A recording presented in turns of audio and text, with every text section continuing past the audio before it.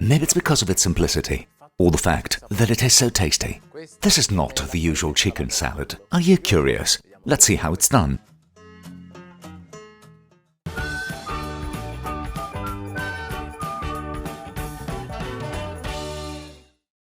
The grill pan is hot. Let's place the chicken right away.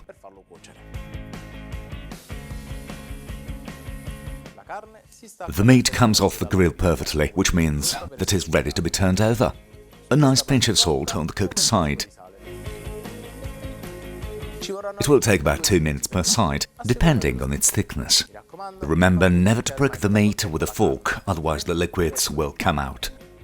Okay, the chicken has changed color and, as my friend Ellie says, it means that it is ready. Still a pinch of salt on this other side, and I continue like this with the rest of the meat. Now that the chicken is ready, a pinch of salt and let it cool down, and in the meantime I take care of the vegetables that I'm going to chop. I'll start with the pepper, I'll remove the stem, then the inside. I'll cut it in half and flatten it a little with my hands. This way it will be easier to cut it into strips, which I'll cut really thin. Bowl on the top. And in the puparuoli. Now the carrots, which must be peeled first, then I trim them. I cut them in half and slice. This part here is the central core, and not everyone likes it. Therefore, rather than throwing it away, I'll eat it. And from these slices, I'll cut more strips. And in the bowl. What's it called in Neapolitan, Mum?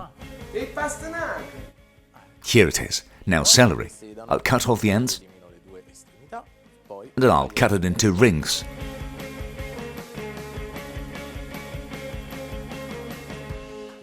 This here is the very delicate white variety. You don't need to remove the strings. If you use the green type, the classic one, remember to remove them using a potato peeler. And also the celery in the bowl. And now pickling green olives,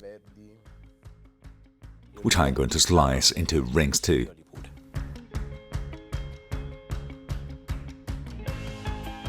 Also these in the bowl. And then let's dice up the cheese.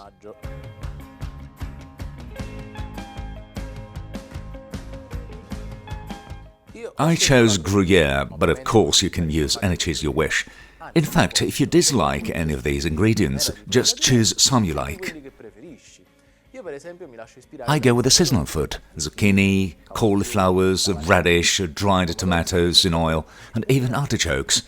And even these in the bowl. And finally, our great protagonist, the chicken, that has cooled down in the meantime. And how could I cut it? Into strips, of course.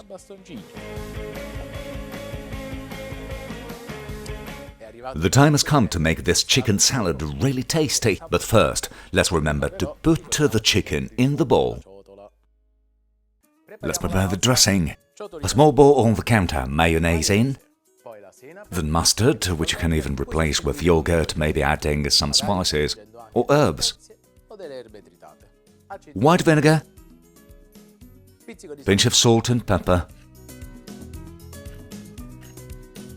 I'll whisk it for a moment and then I'll add a tiny drizzle of oil to create an emulsion.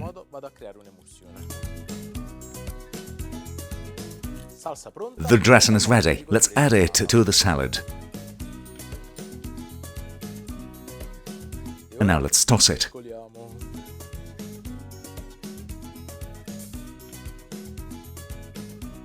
Now I know you would like to find out what this salad tastes like, but in due time. In fact, it should be covered with plastic wrap and left in the fridge for about an hour. This way the flavors will blend well and it will be cold and delicious.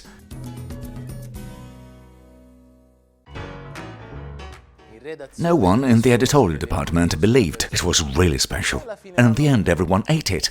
Even Sarah, who always skips lunch. Remember, I'm waiting for your photos, so tag me in GialloZafferano to make our mouths water. Did this recipe make you hungry, by the way? Cook it yourself, and then let me know.